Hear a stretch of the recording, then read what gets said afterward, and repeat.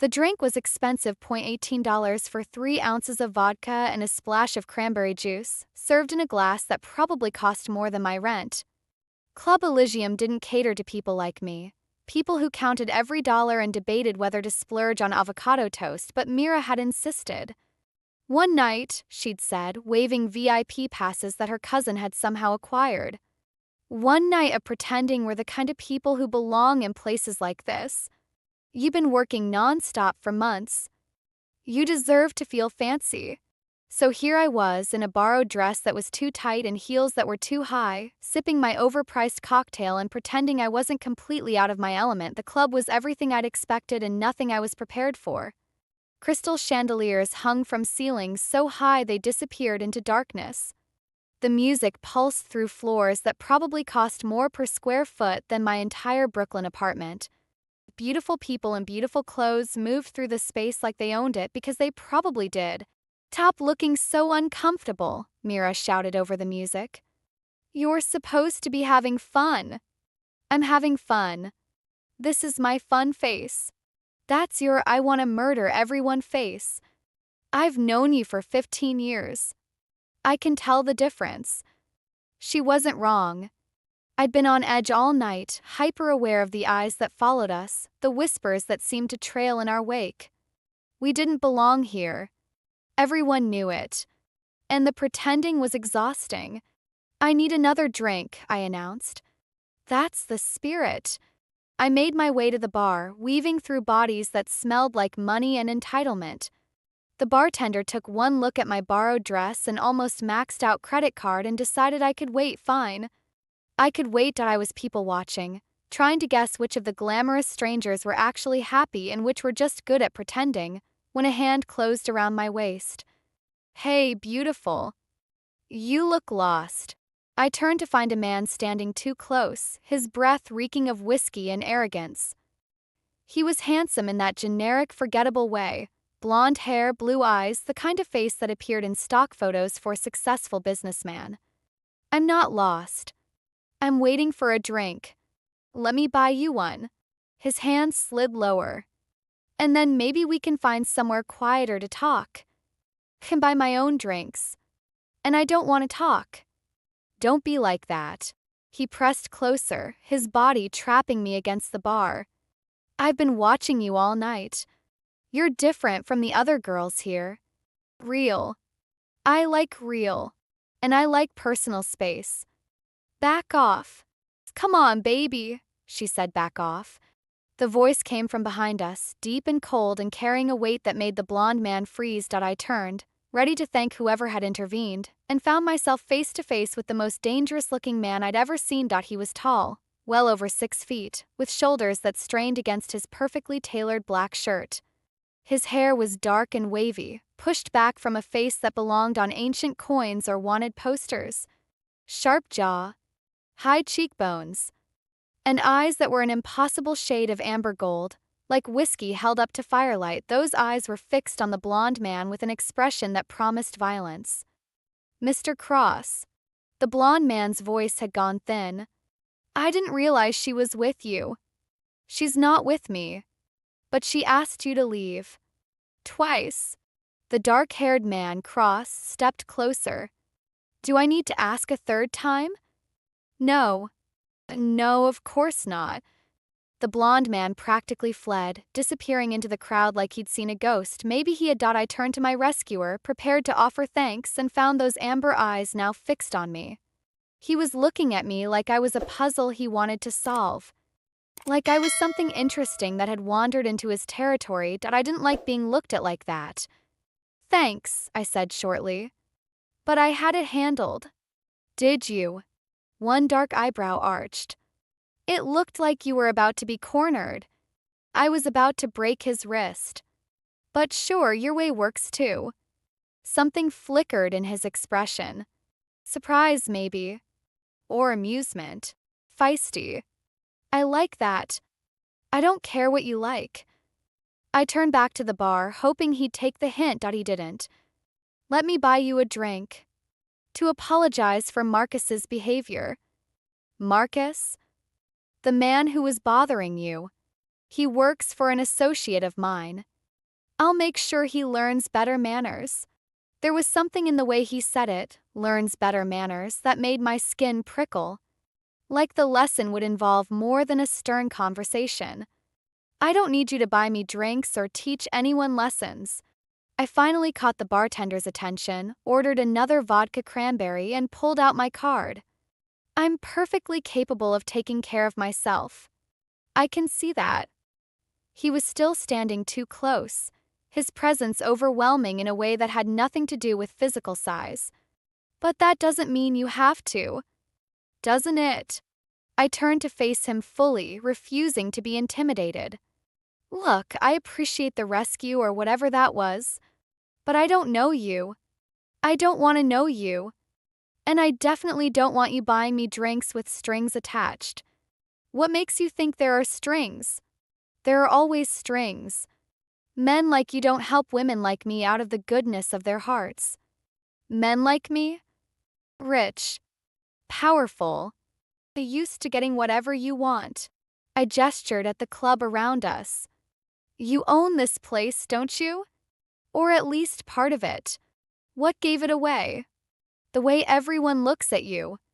The way that guy ran when you showed up. The way the bartender suddenly remembered I existed the second you appeared. I accepted my drink, taking a long sip. You're someone important. And important men always want something. He was quiet for a moment, studying me with those unsettling amber eyes. You're right, he said finally. I do want something. And there it is. I want to know your name. The request caught me off guard. I'd expected something crude, something transactional. A name seemed almost innocent by comparison. Why? Because you're the first person in months who's looked at me like I'm a problem to be solved rather than a prize to be won. His smile was slight but devastating. It's refreshing. Sienna, I heard myself say. Sienna Cole. Sienna. He tasted my name like it was something delicious. I'm Adrian. Just Adrian? For now. Before I could respond, a hand landed on Adrian's shoulder. The blonde man, Marcus, was back and he'd brought friends. 3 of them, all looking equally drunk and equally stupid. Hey, Cross. Marcus's voice was slurred but aggressive. I don't appreciate being embarrassed in front of my boys. Maybe you should mind your own business. Adrian's expression didn't change. Walk away, Marcus. While you can. Or what? You'll have your goons throw me out? Marcus stepped closer, posturing. I know people too, Cross. My family has connections. You're not as untouchable as you think. Everything happened very fast. Marcus reached for Adrian's collar. Adrian's hand shot up, catching Marcus's wrist and twisting it at an angle that made me wince. Marcus screamed. His friends moved forward. Men in black suits materialized from nowhere, forming a wall between us and the threat, and through it all, Adrian's expression remained utterly calm. I warned you, he said quietly. I always warn people. They never listen. Let go. You're breaking my, not yet, but I can if you'd like. Adrian's voice was pleasant, conversational. Should I demonstrate? No. No, please, then apologize. To her. Adrian nodded toward me. For your behavior earlier. Marcus's eyes found mine, wide with pain and fear. I'm sorry. I'm sorry, okay? I shouldn't have touched you. Adrian released him. Marcus crumpled, cradling his wrist, while his friends dragged him away into the crowd. The whole thing had taken maybe 30 seconds. I stared at Adrian, my heart pounding, my drink clutched in suddenly trembling hands. You're crazy, I said. Probably. You could have broken his arm. I could have done much worse. He straightened his cuffs, completely unruffled. But that seemed excessive for a first offense. First offense? Everyone gets one warning. After that, he shrugged elegantly. Well, Let's just say my patience has limits. I should have walked away. Should have found Mira and left this club and never looked back. Everything about this man screamed danger, the kind of danger that destroyed lives and left bodies in its wake. Instead, I threw my drink in his face, but I'm not sure why I did it. Maybe it was the casual violence. Maybe it was the way he talked about breaking bones like it was nothing. Maybe it was just years of men thinking they could control me, protect me, own me, finally boiling over into action. Whatever the reason, $18 worth of vodka and cranberry juice dripped down Adrian Cross's perfect face while the entire club fell silent. He didn't move. Didn't speak. Just stood there, liquid streaming down his jaw, staining his black shirt, while those amber eyes burned into mine. Then, slowly, he wiped his face with one hand and smiled. "That," he said softly, "is going to cost you." "Is that a threat?" "It's a promise." He stepped closer, close enough that I could smell the vodka mixing with his cologne. "No one has ever done that to me before. No one would dare." "Well, someone should have. You needed the reality check." "Did I?" His smile widened, showing teeth. "And what reality is that? That you're not a god. That you can't just hurt people because they annoy you. That being rich and powerful doesn't make you untouchable." Interesting theory. His hand rose, and I flinched, expecting retaliation. Instead, he gently removed a piece of ice that had landed in my hair. "You have fire, Sienna Cole. I've built an empire on knowing what people are worth. And you?" His eyes swept over me with unsettling intensity. "You're worth more than you know. I'm not for sale. Everyone's for sale. The question is just what currency they accept." "Not me." "We'll see." He stepped back, his smile still in place. "Enjoy the rest of your evening. We'll meet again." "I'd rather not. I wasn't asking." He walked away, his men falling into formation around him, leaving me standing at the bar with an empty glass and a heart full of dread. Mira appeared seconds later, her face pale. "Sienna, do you know who that was?" "Some rich asshole named Adrian." "Some rich, that was Adrian Cross. She lowered her voice to a whisper. "He's the most dangerous man in New York. He runs everything. The clubs, the businesses, the other stuff. And you just threw a drink in his face. He deserved it. That's not the point.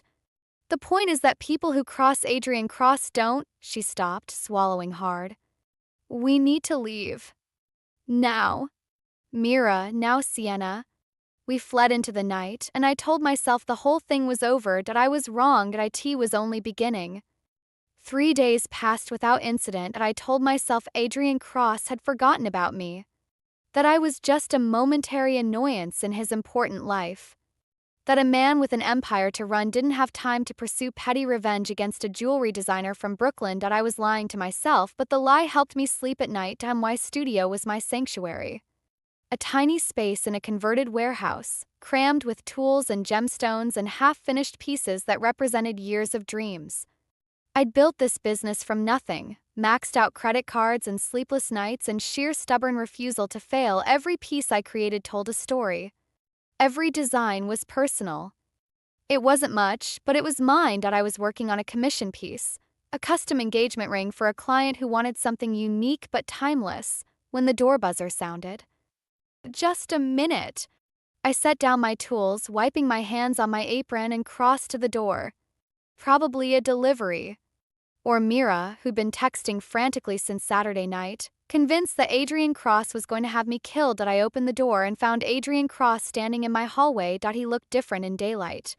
Less like a creature of shadow and more like a man, albeit a man who radiated danger the way most people radiated body heat. He'd traded the black shirt for a charcoal suit that probably cost more than my entire inventory. His hair was slightly disheveled, like he'd been running his hands through it. Those amber eyes swept over me with undisguised interest. Nice apron. I looked down at myself. I was wearing my rattiest jeans, a tank top with jewelry-making stains, and an apron that proclaimed, "I make sparkles, not cents." Great. Exactly how I wanted to face my nemesis. How did you find me? I demanded. I find everyone. He said it simply, without arrogance. Just fact. May I come in? Absolutely not. Sienna. My name on his lips sent an unwanted shiver down my spine. We need to talk. Can be here in private. Or I can have this conversation in front of your neighbors. Your choice. I thought about the elderly couple next door. About Mrs. Patterson, who brought me cookies and worried about me being single. About Mr. Chen, who always asked about my business. I stepped aside. Adrian entered my studio like he owned it, which, considering the reach Mira had described, maybe he did. He examined my workspace with those calculating eyes, taking in the organized chaos of my creative process. These are beautiful. He'd stopped in front of my display case, studying the pieces I had for sale. You made all of these? Every one. Impressive. He picked up a necklace I'd spent 3 weeks perfecting, a cascade of tiny sapphires meant to look like falling water. There's real artistry here. Passion. Did you come here to critique my work? I came here to discuss your debt. My stomach dropped. What debt? I don't owe you anything. Not to me directly. He set down the necklace and turned to face me. To my organization. Through your brother. Jason, the name hit me like a physical blow. My little brother, who I'd raised after our mother died. Who I'd sacrificed everything to protect. Who'd promised me he was clean, that he was staying out of trouble, that he was finally getting his life together. I don't know what you're talking about. Yes, you do. Adrian's voice was almost gentle. Jason Cole, 24 years old. Gambled his way into debt at one of my establishments. Borrowed money from the wrong people to cover it. And now he owes my organization $300,000. 300,000. The number was impossible. Astronomical. The more money than I'd ever seen in my life. That's not possible. Jason doesn't gamble. He's been clean for 2 years. He's been hiding it well. Adrian reached into his jacket, producing a folder that he handed to me. Records. Dates. Amounts. Everything documented. I opened the folder with trembling hands. Page after page of transactions. Jason's signature on loan agreements. Photos of him at card tables, at roulette wheels, at high-stakes games in the backs of clubs that looked nothing like Club Elysium. The date started 8 months ago. He'd been lying to me for 8 months. Why are you showing me this? My voice came out broken. If Jason owes you money, that's between you and him.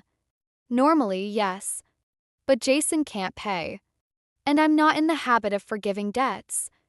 Adrian's eyes held mine. However, I'm willing to make an exception. For you. For me. $300,000. Gone. Wiped clean. As if it never happened. In exchange for what? 1 month. Excuse me. Give me 1 month of your time. Let me take you to dinners, events, galas. Let me show you my world. His smile was slight but dangerous. At the end of the month, your brother's debt disappears. Completely. Unconditionally. I stared at him, trying to process what he was proposing. You want me to date you? For a month? I want your company. Your presence. Your fire. He stepped closer. That night at the club, you did something no one else has ever done. You challenged me. Defied me. Made me feel something other than boredom for the first time in years. So this is what, entertainment? You're buying me because I'm interesting? I'm not buying you. I'm offering you a transaction. A fair exchange of value. His hand rose, hovering near my face but not touching. You give me 30 days. I give your brother his freedom. Everyone wins. Everyone except me. You'd be surprised. His voice dropped to something almost seductive. I can be very generous to people I like. I don't like you. Not yet. Not ever. We'll see. I stepped back, putting distance between us. My mind was racing, trying to find another option, another way out. What if I refuse? Then your brother's debt remains, and my organization will collect. One way or another. The threat was clear beneath the pleasant words. You'd heard him. I do what's necessary to maintain order. What that looks like depends entirely on you. Adrian's expression softened slightly. I'm not your enemy, Sienna. I'm offering you a lifeline. Take it. Why? Why go to all this trouble for some woman who threw a drink in your face? 'Cause no one has ever done that before. 'Cause you saw me, really saw me, and you weren't afraid. Because something about you makes me want to be. He paused, searching for the word. Better. Different. More than what I've become. That's not my responsibility. No, it's not. He moved toward the door. But it could be your opportunity. Think about it. You have 24 hours. And if I need more time, you don't have more time. Your brother's situation is deteriorating. The people he borrowed from are getting impatient. Adrian opened the door. I'm the only thing standing between Jason and consequences you don't want to imagine. Remember that. He left, and I stood in my studio surrounded by beautiful things, feeling like I was about to be sick. I found Jason that evening. He was at his apartment, a cramped studio in Queens that I helped him pay for every month. He looked like hell, dark circles under his eyes, 3 days of stubble, the jittery energy of someone who hadn't slept properly in weeks. Sienna, what are you doing here? Adrian Cross came to see me today. All the color drained from his face. I can explain. $300,000, Jason. 300,000. I pushed past him into the apartment. You told me you were clean. You promised me. You looked me in the eye and swore you'd stop gambling. I was clean. I was for almost a year. But then, he ran his hands through his hair. Things got hard. I lost my job. I thought if I could just win enough to cover rent just once. I laughed, the sound bitter. It's never just once. It's never enough. That's how gambling works. I know, okay? I screwed up. I screwed up so bad. His eyes were wet. But I was going to fix it. I had a plan. What plan? Win your way out of a hole that keeps getting deeper. I grabbed his shoulders, forcing him to look at me. These people will kill you, Jason. Do you understand that? This isn't a video game. This isn't something you can reset. I know. That's why I've been trying to. He stopped, swallowing hard. Wait. Why did Adrian Cross come to see you? What does he want? I released him, stepping back. He offered to clear your debt. He what? $300,000. Gone. In exchange for 1 month of my time. Jason's expression shifted from hope to horror. Your time? What does that mean? What does he want you to do? Nothing sinister. He wants me to attend events with him. Be seen with him. That's all. That's all? Sienna, men like Adrian Cross don't do anything, that's all. There's always more. There's always a catch. The alternative is watching you get hurt. Or worse. I met his eyes. What choice do I have? You have the choice to let me handle my own problems. Like you've been handling them? By digging yourself deeper into debt? By lying to me for 8 months? My voice cracked. I've protected you my whole life, Jason. Since we were kids. Since Mom died. I've sacrificed everything to keep you safe. And now you're telling me I should just walk away and let these people destroy you. I'm telling you that you shouldn't throw your life away for my mistakes. It's 1 month. 30 days. And then you're free. And what about you? What happens to you in those 30 days? I didn't have an answer. We stood in his cramped apartment, two siblings who'd only ever had each other, facing a situation neither of us knew how to survive. I'll do it, I said finally. I'm going to accept his offer. Sienna, it's not your decision. I touched his face, the way I'd done when he was little and scared and needed someone to tell him everything would be okay. Let me do this. Let me save you one more time. I don't deserve it. Probably not. I smiled despite my fear. But you're my brother. And I love you. Even when you make incredibly stupid decisions. He pulled me into a hug, holding on like he was drowning. I'm sorry, he whispered. I'm so sorry. I know. If he hurts you, he won't. I wished I believed that. I won't let him. I left his apartment and called the number on the business card Adrian had left that he answered on the first ring. Sienna, I was hoping to hear from you. I'll do it. 1 month. But I have conditions. I'm listening. First, Jason's debt is cleared immediately. Before the month starts. I'm not giving you 30 days of leverage. Agreed. Second, I maintain my work. My studio. My life. I'll attend your events, but I won't be your prisoner. Agreed. Third, no sex. No physical contact beyond what's necessary for public appearances. This is a business arrangement, nothing more. A pause. Then agreed. Though I suspect you'll change your mind about that one. I won't. We'll see. His voice was warm with amusement. Anything else? Just one thing. I took a deep breath. Why me? Really? There are 1,000 women who would do this willingly. Women who'd be grateful for your attention. Why chase someone who threw a drink in your face? Because you're real.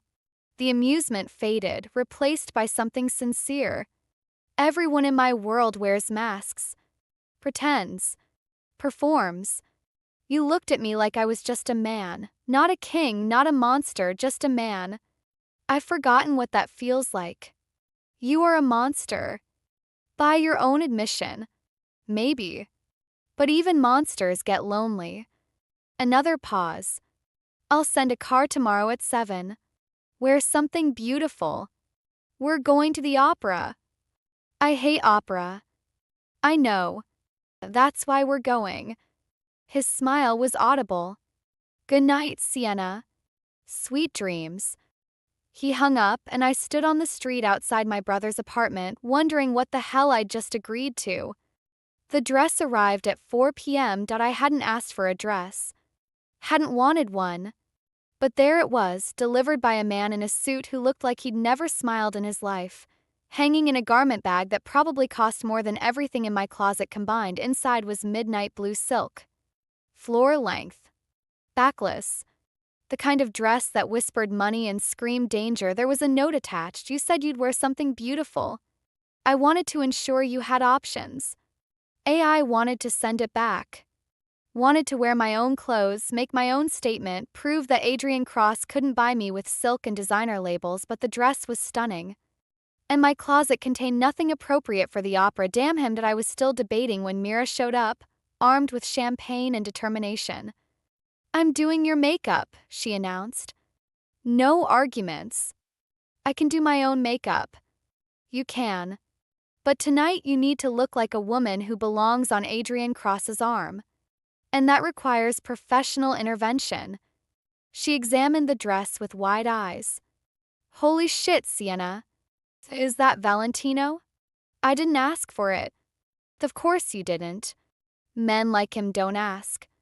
They provide. She pulled me toward my tiny bathroom. Now sit. We have 3 hours to make you unforgettable. 3 hours later, I barely recognized myself. Mira had worked magic. My curls were tamed into an elegant updo. My eyes were smoky and dramatic. The dress fit like it had been made for me, which, knowing Adrian's resources, it probably had been. I looked like I belonged in his world. I felt like an imposter. You're going to be fine, Mira said, reading my expression. It's just one night. A smile makes small talk, don't throw any more drinks. I make no promises about the drinks. At least try to wait until after the first act. She hugged me carefully, avoiding the dress. Call me if you need anything. I'll have my phone on all night. Thanks, Mir. That's what best friends are for. Keeping each other alive when we make catastrophically bad decisions. Car arrived at exactly 7:00. Was black, sleek, and absurdly expensive. The driver held the door without speaking, and I slid into leather seats that probably cost more than my jewelry inventory. Adrian was already inside. He wore a tuxedo like it was armor, perfectly tailored, entirely black, emphasizing his broad shoulders and narrow waist. His dark hair was swept back from that devastating face. Those amber eyes swept over me with undisguised appreciation. You're stunning. I'm uncomfortable. Also beautiful when uncomfortable. He gestured to the seat across from him. Sit. We have things to discuss before we arrive. I sat, keeping as much distance between us as the car allowed. What things? Rules. Expectations. The story we're telling. He poured 2 glasses of champagne, handing me one. To the public, we're dating. We met through mutual friends. We've been seeing each other quietly for a few weeks and decided to make it official tonight. And if anyone asks more specific questions, you'll defer to me. I'll handle the details. His eyes met mine. The people we'll meet tonight are dangerous in their own ways. Politicians, executives, old money families who've held power for generations. They'll try to learn things about you, probe for weaknesses, inconsistencies. Don't give them anything. I know how to handle myself. I'm sure you do. But this isn't the Bronx. The attacks here are subtler, deadlier. He leaned forward. Stay close to me. Let me guide you. And whatever happens, don't lose your temper. Like I did at the club. Exactly like that. Although, a ghost of a smile crossed his face. I admit the temper was part of the appeal. I'm not here to appeal to you. And yet you do. His eyes dropped to the neckline of my dress. Very much. Eyes up here, Cross. He laughed, the sound surprisingly warm. You're going to be trouble tonight. I can tell. You asked for this. I did. And I'm already enjoying myself. The opera house was magnificent crystal chandeliers, gilded ceilings, a red carpet leading to doors that opened onto a world I'd only ever seen in movies. Photographers lined the entrance, their cameras flashing as limousines deposited beautiful people in beautiful clothes. Ready? Adrian asked. No. Perfect. He took my hand. Neither am I. We stepped onto the red carpet and the cameras exploded. Adrian. Over here. Mr. Cross. Who's your date? This way. Give us a smile. I froze, overwhelmed by the lights and the noise and the sheer spectacle of it all. But Adrian's hand was steady on my back, guiding me forward, positioning us for photos with practiced ease. Smile, he murmured. You're supposed to be enjoying this. I'm supposed to be home making jewelry. You can make jewelry tomorrow. Tonight you're making an entrance. His lips brushed my ear. And what an entrance it is. We moved through the gauntlet of cameras and into the opera house, where the chaos gave way to controlled elegance. Waiters circulated with champagne. Clusters of important people made important small talk. Everyone seemed to know Adrian, nodding in respect or fear or both. Adrian! A woman detached from a nearby group, gliding toward us in a dress that probably cost more than my apartment.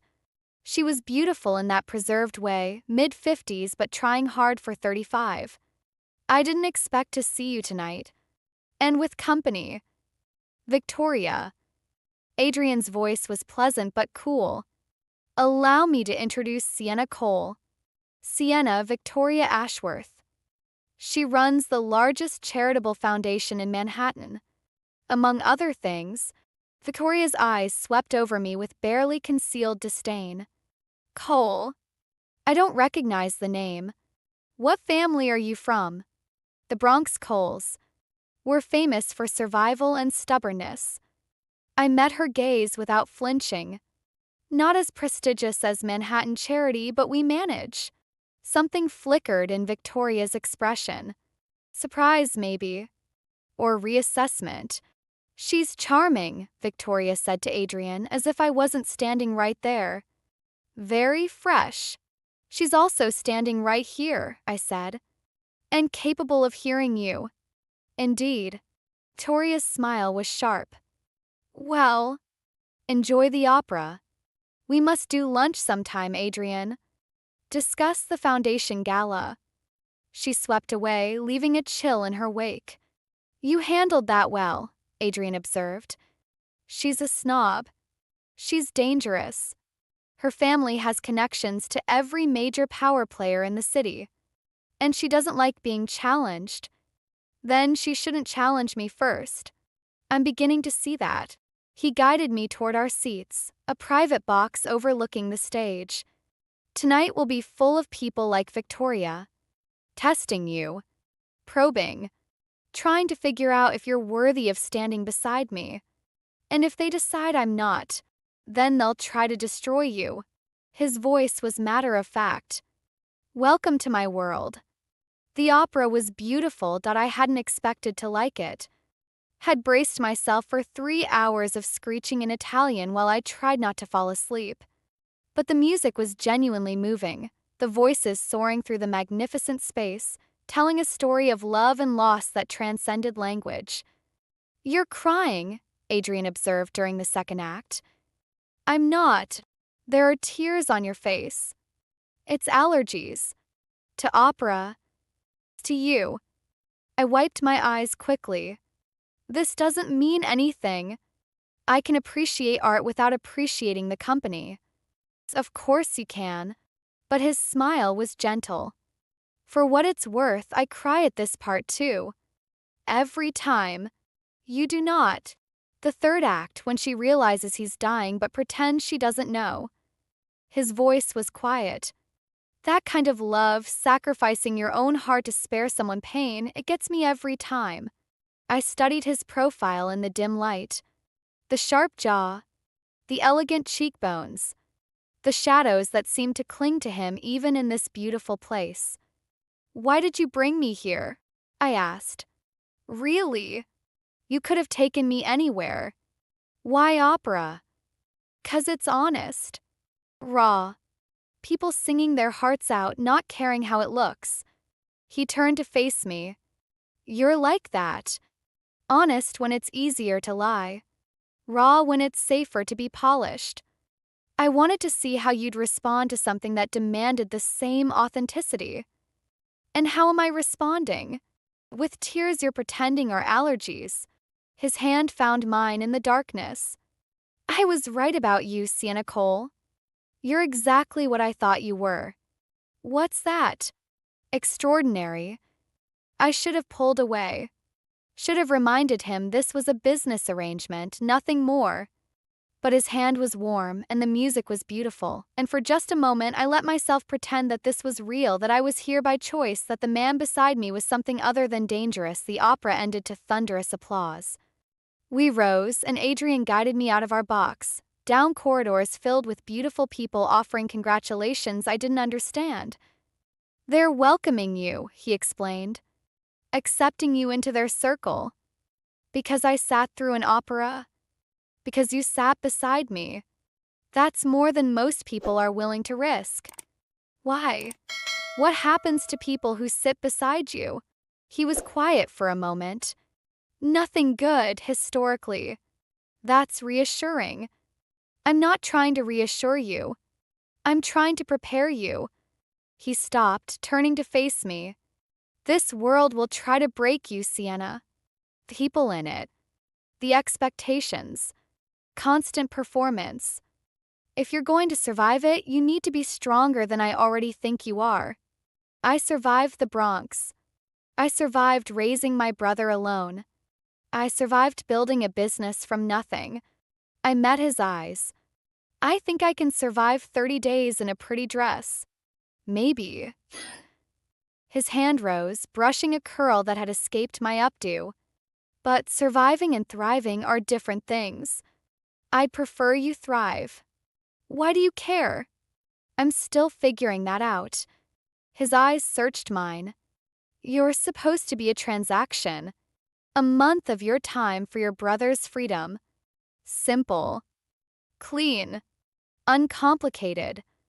And you're becoming something else entirely. His voice dropped. Something I didn't expect. What? Important.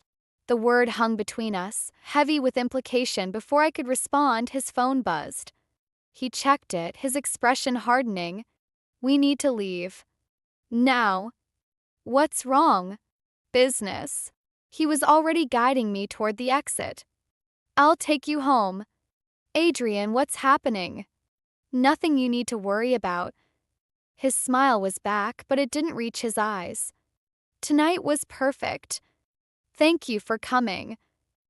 He dropped me at my apartment with a kiss on my cheek, chaste, brief, but somehow electrifying, and disappeared into the night. I stood on my doorstep in my Valentino dress, touching the spot where his lips had been, and wondered what I'd gotten myself into. A week passed, 7 days of events and dinners and galas that blurred together into a whirlwind of silk and champagne, and Adrian's hand warm against my back. 7 nights of returning to my apartment exhausted, confused, and increasingly unsure of what I was feeling. The deal was simple. Be seen with him. Smile for cameras. Play the part, but nothing about Adrian Cross was simple. That he sent flowers every morning. Not generic bouquets. Carefully curated arrangements that matched pieces in my jewelry collection, as if he'd been studying my work. He texted throughout the day, not demands or reminders, but observations. Jokes. Questions about my designs. He remembered everything I told him. He made me laugh, and slowly, terrifyingly, he was making me feel things I'd sworn I wouldn't feel. You're falling for him, Mira accused during our coffee date on day 8. I'm not. You've checked your phone 4 times since we sat down. I'm expecting a text about tonight's event. Your face lights up every time you look at it. That's not business. That's chemistry. There's no chemistry. There's an arrangement. Keep telling yourself that. Mira stirred her latte. What's tonight's event? Dinner at his father's house. I'm meeting the family. Myra's spoon clattered against her cup. The family? Sienna, that's huge. It's just dinner. It's meeting the father of one of the most powerful men in New York. That's not just dinner. That's an audition. I didn't ask for an audition. You threw a drink in his face, and now you're meeting his dad. Clearly, you passed something. She leaned forward. What's the father like? I don't know. Adrian doesn't talk about him much. I thought about the brief mentions, cold references, careful avoidances. I get the sense they're not close. Complicated family dynamics. How relatable. Mira checked her watch. I have to get back to work. But Sienna, be careful tonight. The deeper you go into his world, the harder it is to get out. I'm not going deep. I'm surviving 30 days.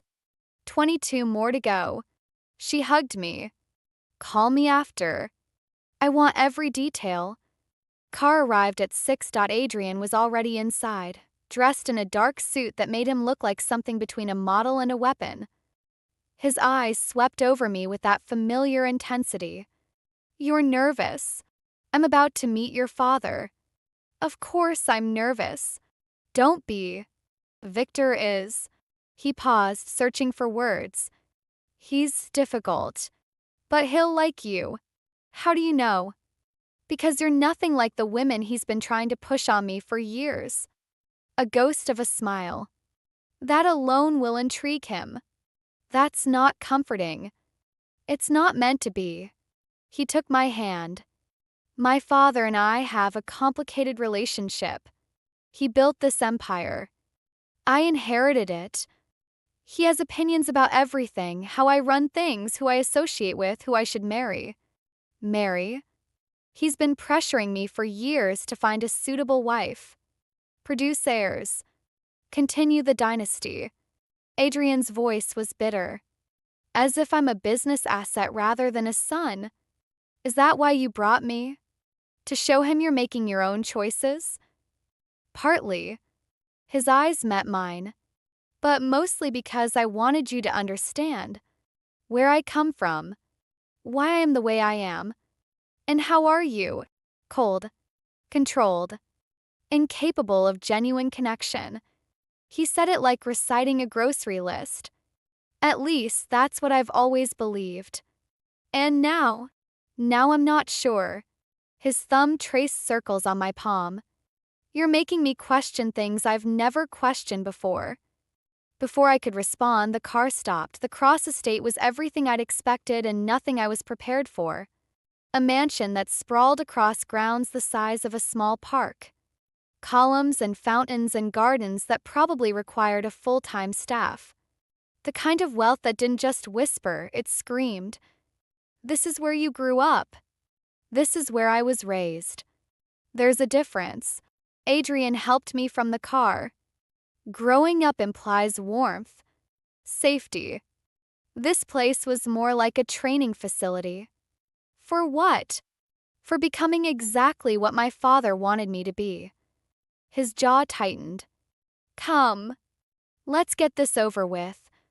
Victor Cross met us in a study lined with books I suspected he'd never read. He was an older version of Adrian. Same sharp features, same commanding presence, but where Adrian had warmth hidden beneath his ice, Victor seemed frozen all the way through.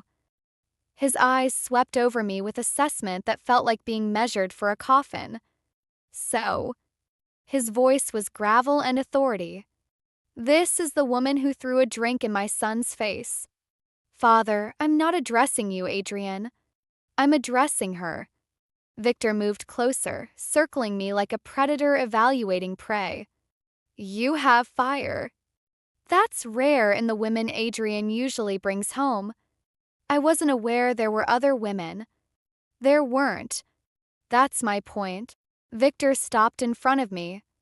My son has been alone for 33 years because no one has ever been strong enough to stand beside him. Now he brings me a jewelry designer from the Bronx who apparently thinks it's acceptable to assault him in public. It was one drink. And he deserved it. Victor's eyebrows rose. Did he? He intervened when I didn't ask him to. Threatened someone in front of me. Acted like he owned the space around me just because he could. I held Victor's gaze without flinching. Where I come from, that kind of behavior gets checked. Silence. Long, heavy, then Victor laughed. T was a rusty sound like something that hadn't been used in years. But it was genuine, cracking through the ice that had filled the room since we arrived. I like her, he announced to Adrian. She's nothing like the simpering socialites you usually tolerate. She's nothing like anyone, Adrian said quietly. Clearly. Victor gestured toward a sitting area. Sit. Both of you. We have things to discuss. Dinner was an interrogation disguised as a meal. Victor asked about my business, my background, my family. He probed for weaknesses the same way the women at the opera had, but more directly. More dangerously. I answered honestly. About my mother dying. About raising Jason. About building my jewelry business from nothing. About the survival instincts I'd developed growing up in places where survival wasn't guaranteed. You've had a difficult life, Victor observed. I've had a real life. There's a difference. Is there? The difficulties made me who I am. I wouldn't trade them for anything. I set down my fork. You didn't invite me here to learn about my background. You could have had someone research all of this. What do you really want to know? Adrian tensed beside me. Victor smiled. Direct. I appreciate that. He leaned back in his chair. I want to know what you want from my son. Nothing. Everyone wants something. I want my brother's debt cleared. That's already arranged. I met Victor's eyes. Beyond that, I want to survive the next 3 weeks and go back to my normal life. You expect me to believe that? That you have no designs on Adrian's money? His power? His name? I don't expect you to believe anything. But it's the truth. I stood, suddenly unable to sit still. I didn't ask for this arrangement. I didn't want it. I threw a drink in your son's face because I wanted him to leave me alone. The fact that I'm here at all is because he wouldn't take no for an answer. Because you fascinated him. Because he's not used to being challenged. That's not the same thing. Victor was quiet for a long moment. Then he turned to Adrian. She's remarkable. You know that. I know.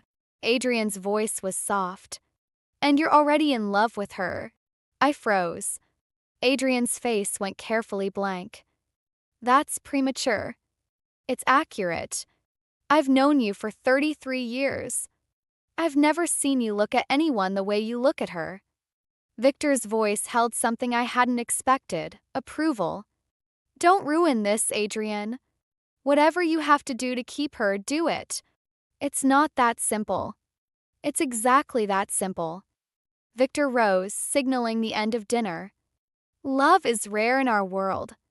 When you find it, you fight for it. No matter the cost. He left us alone in the dining room, surrounded by the remnants of a meal I hadn't tasted and words I couldn't process. He's wrong, I said finally. About what? About you being in love with me. Adrian was quiet. When I turned to look at him, his expression was unreadable. Is he? We've known each other for 9 days. That's not love. That's infatuation. Chemistry. Something biological and temporary. Maybe. He moved closer. Or maybe love doesn't follow timelines. Maybe it just happens whether we're ready or not. Adrian, I'm not asking for anything. I'm not demanding reciprocation. I'm just... He stopped in front of me, close enough that I could feel his warmth. I'm just telling you that my father sees things. Things other people miss. And if he says I'm in love with you, then what? Then maybe I should stop pretending I'm not. His hand found my face, thumb tracing my cheekbone with devastating gentleness. I know this isn't real for you, he said quietly. I know you're here because of Jason. Because of the deal. I'm not foolish enough to believe you've suddenly developed feelings for the man who essentially blackmailed you into this arrangement. Then what are you saying? I'm saying that these 9 days have been the happiest of my life. I'm saying that when I wake up, the first thing I think about is seeing you. I'm saying that for the first time in 33 years, I understand why people fight for love instead of just accepting loneliness as inevitable. Tears burned my eyes. I blinked them back. Adrian, I can't. You don't have to do anything. Say anything. Feel anything. He kissed my forehead, the touch featherlight. Just know that whatever this is, it's real for me. And if that makes me a fool, then I'm happy to be one. He stepped back, composing himself. I should take you home. It's late. Adrian, please. His voice was rough. Let me have this. Let me pretend just for tonight that maybe someday you could feel even a fraction of what I feel. I should have told him the truth. That somewhere between the opera and the flowers and the way he looked at me like I was extraordinary, I'd started feeling things too. Things that terrified me. Things I didn't want to name. Instead, I nodded. Okay. We drove home in silence, his hand holding mine the entire way, and I pretended I didn't feel my heart breaking for both of us. 2 weeks into the arrangement, I stopped pretending a tea happened on a Tuesday afternoon in my studio, surrounded by gemstones and tools and half-finished pieces. Adrian had texted that morning asking if he could stop by, and I'd said yes without thinking, the way I'd been saying yes to everything lately. He arrived with coffee and curiosity. Show me, he said simply. Show you what? How you work. What you create. I've seen the finished pieces but never the process. No one had ever asked to see my process before. Not clients who just wanted the end result. Not Jason who didn't understand what I did. Not anyone until I showed him that I walked him through my tools, explaining the difference between files and burrs, how I set stones, why certain metals worked better for certain designs. I showed him my sketches, pages and pages of ideas I'd never had time or money to realize. He listened. Really listened, the way he listened to everything, with those amber eyes focused entirely on me. This one, he said, pointing to a design I'd sketched months ago. An elaborate necklace, cascading sapphires meant to look like a waterfall at midnight. Why haven't you made it? Materials. Piece like that would cost thousands just in stones. I don't have that kind of inventory. What if you did? What do you mean? What if money wasn't an obstacle? What would you create? I laughed. Everything. I create everything. There are designs in my head that I've never had the resources to bring to life. Then bring them to life. He said it simply, like it was obvious. I'll fund whatever you need. Consider it an investment in extraordinary talent. I can't take your money. You can take my money for your brother's gambling debt, but not for your art. That's different. How? 'Cause that was survival. This would be. I searched for the word. Charity. It's not charity. It's patronage. Great artists have always had patrons. He moved closer. Let me be yours. Adrian, not as part of our deal. Not as leverage. Just as someone who believes in what you do. His hand found mine. Please. Let me do this. I should have said no. Should have maintained the boundaries that were already crumbling around me. Instead, I kissed him. It wasn't planned. Wasn't calculated. One moment I was looking at him, at this man who saw me in ways no one ever had, and the next my lips were on his. He froze for half a second. Then his arms were around me, pulling me close, kissing me back with a desperation that stole my breath. Sienna. My name was a prayer against my lips. Are you sure? No. I'm terrified. Then we should stop. I don't want to stop. I pulled back to look at him. I've been trying so hard to keep this professional. To remember that you're dangerous and this is temporary and I shouldn't feel anything. And I feel everything. Tears burned my eyes. I feel everything, Adrian. When you text me, my heart races. When you touch me, I forget how to breathe. When you look at me like I'm extraordinary, you are extraordinary. I'm a jewelry designer from the Bronx who threw a drink in your face. You're the woman who changed everything. His hands cupped my face. I meant what I said at my father's house. I'm in love with you, Sienna Cole. Not because of the arrangement or the challenge or any of the reasons I should be. Just because you're you. I'm scared. So am I. Kissed me again, soft and sweet. But I'm more scared of losing you than of being scared. We didn't leave the studio for hours. Everything changed after that. The arrangement stopped being an arrangement. Performances stopped being performances. When Adrian held my hand at events, it wasn't for cameras. When he looked at me across crowded rooms, it wasn't an acidity, was real, all of it. You're different, Mira observed during our weekly coffee date. Glowing. Disgusting, actually. I'm happy. I can see that. It's weird. She grinned. So, you and the crime lord. It's actually happening. Don't call him that. What should I call him? Your boyfriend? Your paramour? The man who essentially purchased your company for 30 days and then somehow convinced you to fall in love with him? He didn't convince me of anything. It just happened. Love doesn't just happen with men like Adrian Cross. There are always complications. Myra's expression softened. I'm happy for you, Sienna. Really. But be careful. His world has sharp edges. I know. Do you? Because from where I'm sitting, you're floating on a cloud of romance and forgetting that you're dating one of the most dangerous men in New York. He's not dangerous to me. He's dangerous to everyone. That's the point. I didn't have a response. Because Mira wasn't wrong. Adrian's world was built on violence and power and things I'd spent my whole life avoiding, but when he looked at me, I forgot all of that. When he touched me, nothing else mattered. Maybe that made me a fool. But I was a happy fool. And for the first time in years, I let myself believe that maybe, just maybe, this could last. The threat came on day 23. I was at my studio, working on the waterfall necklace Adrian had funded, when my phone rang. Unknown number. Hello? Sienna Cole. The voice was male, unfamiliar, cold. We need to talk about your boyfriend. Who is this? Someone who knows things Adrian Cross doesn't want you to know. Meet me at the cafe on Flatbush. Alone. 1 hour. I'm not meeting anyone. Your brother Jason is with me. He's very nervous. You should come before he gets more nervous. The line went dead. My blood turned to ice. I called Jason immediately. No answer. Called again. Nothing. I should have called Adrian.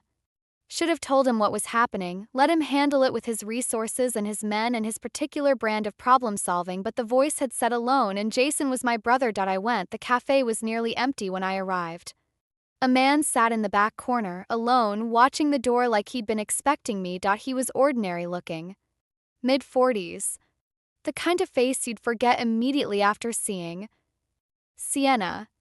Sit. Where's my brother? Safe. For now. He gestured to the chair across from him. Sit. Please. This won't take long. I sat, my heart hammering. Who are you? My name is Marcus Webb. I work for a family that has history with the Cross organization. Marcus. The man from the club. The one Adrian had threatened. You were at Elysium. The night I threw a drink in Adrian's face. Yes, I was there. His smile was thin. That's actually why I wanted to meet you. 'Cause you did something no one else has ever done. You stood up to him. What do you want? I want to give you information. It's about the man you're sleeping with. He slid a folder across the table. Things he's done. People he's hurt. The truth behind the charming exterior. I didn't touch the folder. Why would you give this to me? 'Cause Adrian Cross destroyed my family. My father worked for Victor Cross for 30 years. Loyal. Dedicated. And when he made one mistake, Adrian had him killed. I don't believe you. You don't have to believe me. Believe the evidence. He pushed the folder closer. Pictures. Documents. Testimony from people who've worked for him. Adrian Cross isn't the romantic hero you think he is. He's a monster wearing a beautiful mask. And what do you want in return for this information? I want you to leave him. Walk away. Take your brother and disappear before Adrian pulls you any deeper into his world. Marcus leaned forward. I'm not threatening you, Sienna. I'm trying to save you. By kidnapping my brother. Jason came willingly. He's terrified of Adrian. Terrified of what happens when the Cross family decides you're no longer useful. Marcus's eyes softened. Your brother made mistakes. Gambling. Debts. But he doesn't deserve to spend the rest of his life looking over his shoulder because you got involved with the wrong man. I stared at the folder.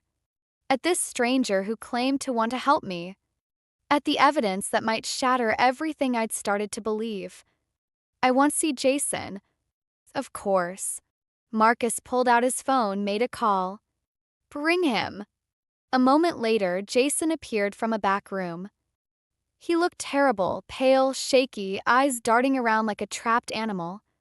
Sienna. I'm sorry. I'm so sorry. What is this, Jason? What's going on? Marcus approached me last week.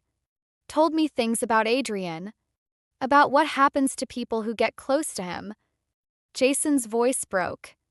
I didn't want to believe it, but then I started looking, started asking questions, and what?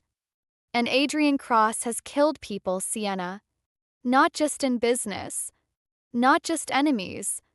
People who disappointed him. People who got in his way. Jason grabbed my hands. I know you think you love him, but you don't know who he really is. Neither do you. Neither does anyone who hasn't talked to him directly. That's the point. No one talks to him directly and survives to tell about it. Jason was crying now. Please. Please walk away. Before it's too late. I looked at my brother. Marcus. At the folder sitting on the table between us, everything I'd built with Adrian, everything I'd started to feel, could all be a lie. A manipulation. A beautiful trap designed by a monster who'd learned to wear a human face dot, or it could be exactly what it seemed. Two damaged people finding each other against all odds. I need time, I said finally. To think. You have 24 hours, Marcus said. After that, this offer disappears. And so does any protection I can provide. Protection from what? From what happens when Adrian Cross realizes you know the truth about him. Marcus stood. 24 hours, Sienna. Choose wisely. He left. Jason lingered, his eyes pleading. Don't go back to him. Please. Go home, Jason. I'll call you. I left the cafe with the folder clutched in my hands. My heart shattered into pieces I didn't know how to reassemble. I needed answers, and there was only one person who could give them to me. I went straight to Adrian's penthouse, the folder burned in my hands the entire way. I hadn't opened it. Hadn't looked at the evidence Marcus claimed would destroy everything. Because I needed to hear the truth from Adrian first. I owed him that much. I owed myself that much. Damon met me at the door, his expression shifting from welcoming to concerned when he saw my face. Miss Cole. Is everything? Where is he? In the study. But perhaps I should announce.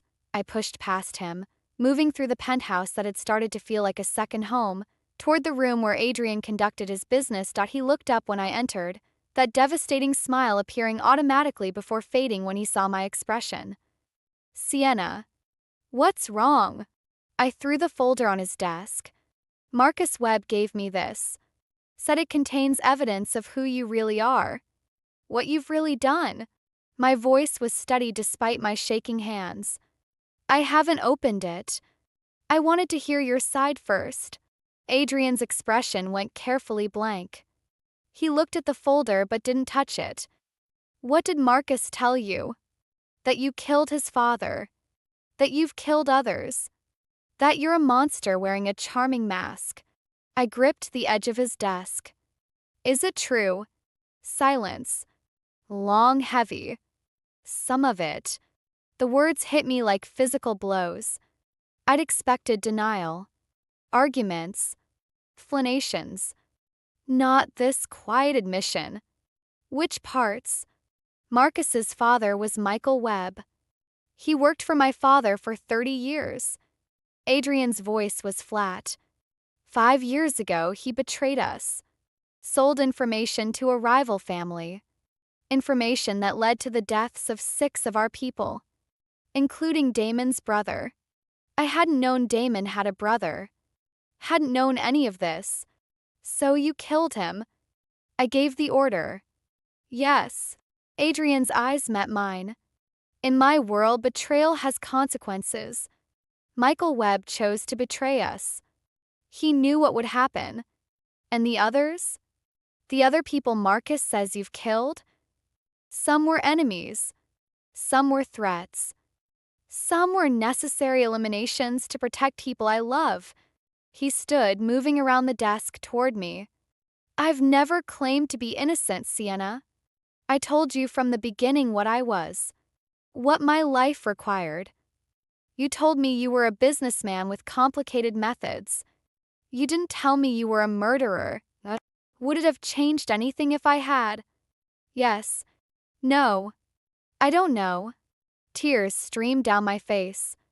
I fell in love with you, Adrian. I let myself believe that maybe, despite everything, you were someone I could build a life with. And now you're telling me that life would be built on blood. It would be built on protection, on security, on a man who would burn the world to keep you safe. He reached for me and I stepped back. Sienna, please, don't. I held up my hand. I need to think. My phone rang. Jason's number. Jason? Sienna, don't go to Adrian's. His voice was panicked. Marcus lied. He's not trying to protect you. He's trying to use you. What do you mean? The folder. There's a tracker in it. Marcus wanted you to bring it to Adrian so he could locate the penthouse security system. He's planning something, an attack, I think. He wants to use you as a distraction while his people move in. The blood drained from my face. Jason, where are you? I got away. I'm at the police station. I'm safe. His voice cracked. But Sienna, Marcus has men waiting. The moment you brought that folder inside, they started moving. You have to get out. I turned to Adrian. He'd already read the situation from my expression, his face hardening into something lethal. Damon! His voice echoed through the penthouse. Security breach. Lock down everything. Chaos erupted, alarms screamed. Guards materialized from everywhere, weapons drawn, moving with military precision. Adrian grabbed my arm, pulling me toward a door I'd never noticed. There's a safe room. Reinforced steel. You'll wait there until this is over. I'm not hiding while you're not arguing with me right now. His voice was ice and fire. Marcus Webb used you to get to me. That makes you a target. I won't let him use you further. Adrian, I love you. He stopped, gripping my face in his hands. I know you're scared. I know you're confused. I know everything you learned tonight has shattered what you thought we were. But I need you to trust me for the next hour. Can you do that? I looked into those amber eyes, saw the desperation beneath the control, the fear he was trying to hide. Yes. Thank you. Kissed me hard and fast. Damon will take you to the safe room. Stay there until I come for you. Promise me you'll come. I'll always come for you. One more kiss. Now go. Damon appeared, guiding me through a hidden passage into a room that looked like a bunker. Teal walls. Multiple screens showing camera feeds from around the building. Enough supplies to survive for weeks. Stay here, Damon instructed. Don't open this door for anyone except me or Mr. Cross. Damon. I grabbed his arm. Marcus said his father was killed because of betrayal. Said Adrian gave the order. Michael Webb sold secrets that got my brother killed. Damon's voice was hard. Danny was 24. He had a wife, a baby on the way. His jaw tightened. Adrian didn't just give the order. He made sure my brother's family was taken care of. Made sure Danny's daughter would never want for anything. That's the kind of man he is. A killer who takes care of orphans. A man who protects his people with everything he has. Damon met my eyes. Including you. But especially you. He left, sealing the door behind him. I was alone with the screens and my thoughts and the terrifying sounds of violence filtering through reinforced walls. The attack lasted 47 minutes. I watched on the screens, helpless, as Marcus's men breached the building. As Adrian's security engaged them in firefights that lit up the camera feeds. As bodies fell and blood spilled and the man I loved moved through the chaos like death incarnate. I'd never seen Adrian fight before. He was terrifying. Beautiful. A weapon made flesh, eliminating threats with clinical precision. Every movement was controlled. Every action was lethal. This was who he really was, not the charming man who brought me flowers. Not the vulnerable soul who cried at opera. This. Killer. Predator. Someone who'd built an empire on exactly the kind of violence I was watching unfold, and somehow, impossibly, I loved him anyway. The fighting stopped as suddenly as it had started. The screen showed Adrian standing in the middle of his ruined lobby, surrounded by fallen enemies. His white shirt stained with blood that I prayed wasn't his Damon appeared on camera, approaching Adrian, speaking words I couldn't hear. Then Adrian looked directly at the camera to me and smiled that he came for me. 20 minutes later, the door opened and there he was, bruised, bloody, exhausted, but alive. Whole. Standing. I threw myself into his arms without thinking. You're okay. You're okay. I was crying, clutching him, not caring about the blood or the violence or anything except the solid reality of his body against mine. I'm okay. His arms wrapped around me. It's over. Marcus? Contained. He'll face justice for what he planned tonight. Adrian pulled back to look at me. Are you hurt? I'm fine. I was safe in here the whole time. I touched his face, tracing a cut on his cheekbone. You're bleeding. It's nothing. It's not nothing. Kissed him softly. Nothing about you is nothing. Sienna. His voice cracked. The things Marcus told you. The things in that folder. They're all true. I've done terrible things.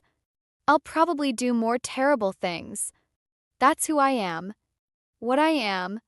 I know. And you're still here. I'm still here.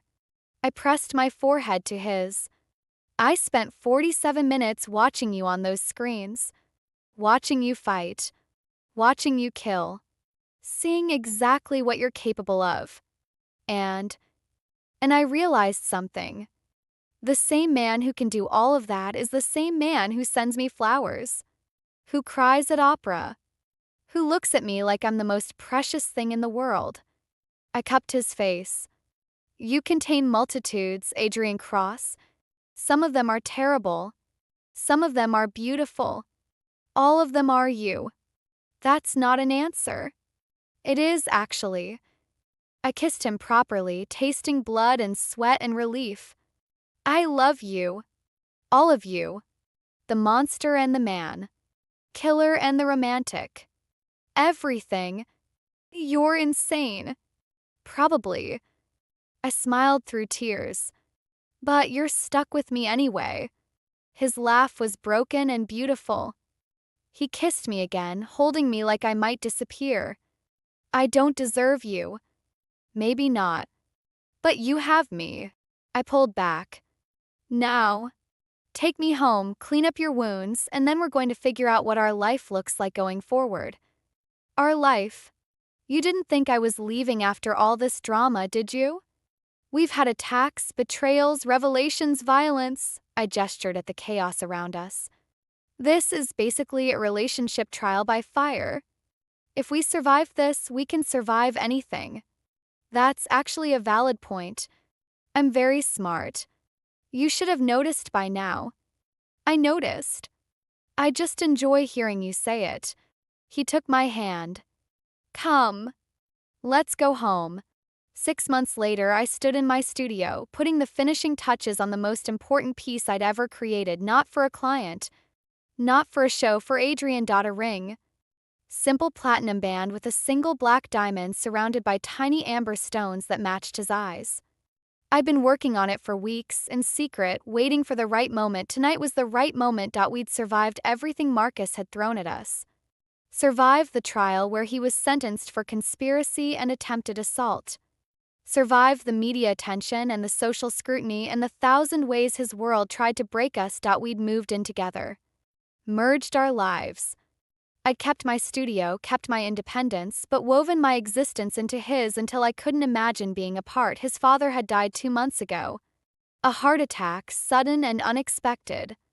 Adrian had inherited everything, the business, the empire, the burden of leading a family that operated in shadows. He'd also inherited the choice to change, and slowly, painfully, he was making that choice.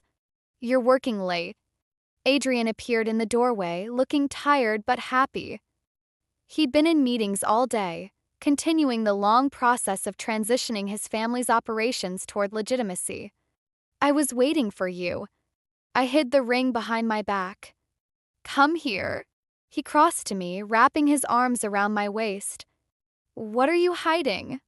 A surprise. I like surprises. I know. I pulled out the ring, holding it between us. I made this for you. He went very still. Sienna, you asked me once what I would create if money wasn't an obstacle. I said everything. I met his eyes. But that wasn't true. Truth is, I would create this. A symbol of everything we've survived. Everything we've built. Everything we're going to become. Are you proposing to me? Is that allowed? Typically the man hasn't had a drink thrown in his face and responded by falling in love. I smiled. We've never been typical, Adrian. Why start now? He was quiet for a long moment, staring at the ring. At me. At the future I was offering. Yes. Yes, what? Yes, I'll marry you. He laughed, the sound joyful and disbelieving. God, yes. 1,000 times yes. I slid the ring onto his finger, a perfect fit because I'd measured while he slept, and kissed him until we were both breathless. I love you, he murmured against my lips. I love you too. Even when you're infuriating. I'm never infuriating. You're always infuriating. That's part of your charm. He kissed me again, and I let myself sink into the feeling, into the certainty, into the future that had seemed impossible 8 months ago when I'd thrown a drink in a stranger's face. You know, Adrian said, pulling back with a thoughtful expression, you never did pay for that drink. Which drink? The one you threw in my face. I said it would cost you. And it did. He smiled, that devastating smile that still made my heart skip. It cost you your freedom, your independence, your entire life as you knew it. Was it worth it? He looked at me, really looked at me, with eyes that held everything he couldn't say. The love, the gratitude, the wonder that someone like me had chosen someone like him. Every drop, he whispered, and for once I didn't argue. The wedding was held at the Cross Estate. 1 year after that fateful night at Club Elysium, Jason walked me down the aisle, sober and steady, finally becoming the man I'd always known he could be. Mira stood as my maid of honor, threatening Adrian with creative destruction if he ever hurt me. Victor's absence was felt but not mourned. Adrian waited at the altar in a black suit, tears streaming down his face, making no effort to hide them. You're crying, I whispered when I reached him. You're beautiful. That's not an explanation. It's the only one I have.